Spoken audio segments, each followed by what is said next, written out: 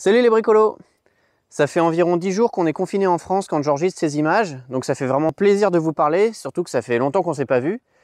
Donc si vous êtes confiné, j'espère que vous allez bien ainsi que vos proches. Et si vous êtes plus confiné quand vous regardez ces images, c'est une bonne nouvelle, parce que ça veut dire qu'on s'en est enfin sorti.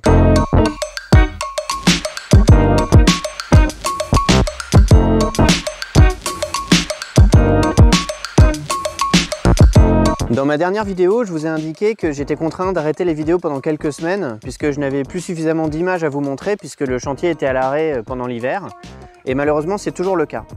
En fait, on était à l'étranger, nous, quand le confinement a commencé en France, et on n'a pas eu le temps de s'organiser pour retourner à la maison, ce qui fait qu'on est confiné dans un autre endroit et donc le chantier est toujours à l'arrêt. Mais ne vous en faites pas, parce que j'ai décidé de reprendre les vidéos puisque j'ai plein de trucs à vous raconter. Et on va commencer dès la semaine prochaine avec une vidéo sur les erreurs qu'on pense avoir commises pendant cette première année de chantier. Ensuite, une des premières choses qu'on compte faire quand on va reprendre le chantier, vous le savez, c'est de construire le nouveau solivage de notre plancher à l'étage. J'en avais parlé dans une vidéo où je vous demandais votre avis sur les différentes solutions techniques. D'ailleurs, si vous ne l'avez pas vu, je vous la mets là. En tout cas, ce qui est sûr, c'est que notre nouveau plancher sera au-dessus du plancher ancien. Donc en fait, ça va nous laisser pas mal d'espace et je voudrais utiliser cet espace pour passer les réseaux d'électricité et de plomberie. Du coup, j'ai été obligé de me pencher un peu sur l'électricité et la plomberie et je vais essayer de faire des vidéos sur ce que j'ai pu retenir des différentes normes. Ensuite, je pense aussi faire des vidéos sur l'assainissement non collectif de l'habitat.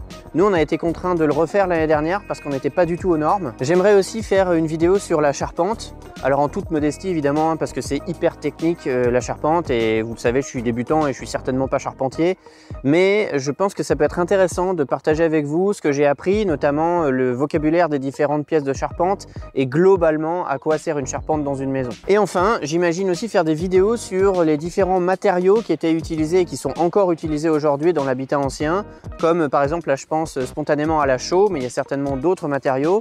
La chaux, c'est un matériau qui est fascinant, c'est vraiment hyper intéressant de voir notamment le cycle de la chaux.